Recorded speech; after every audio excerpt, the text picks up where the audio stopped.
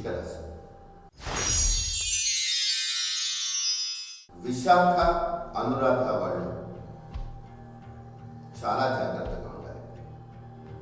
ఏడుపులు ఎక్కువ అవుతాయి. కారణం తెలియకుండా ఇబ్బందులు ఎదుర్కొనే పరిస్థితి ఏర్పడుతుంది. చెయ్యని తప్పులు మీద పడతాయి. దాన ధర్మాలు స్వతహాగా చేసే స్వభావం అధికం అవుతుంది. పుణ్యకార్యాల్లో పాల్గొంటారు.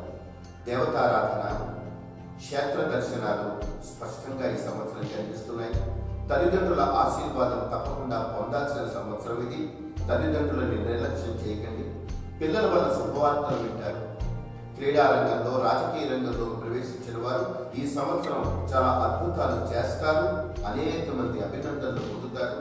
సునాయాసంగా గుర్తింపు లభిస్తుంది. దానితో పాటు శత్రు సంఖ్య కూడా వృద్ధి చెందుతుంది. కొత్త కొత్త వ్యవహారాల్లో జొరబడాలనే కోరిక అధికమై ఏకకాలంలో 3-4 పనులు చేయాలనే తొందరపాటుతో తప్పులు చేసే అవకాశం అధికంగా ఉంది. పాత రుణాలు తీరిపోతాయి. కొత్త రుణాలు చేయడానికి అవకాశం కలుగుతుంది. అంతేకాకుండా వీళ్ళ శరీరంలో ఏదో ఒక భాగంలో అనూహ్యమైన మార్పులు సంభవించి ఆందోళనకు గురవుతారు. ఎటువంటి ప్రమాదము లేని సంవత్సరం ఇది. కేవలం ఊహాగానాల వల్ల సమస్యలు ఉన్నాయేమో అనే భయంతో, ఆందోళనతో ఎక్కువగా భీతి చెందుతారు.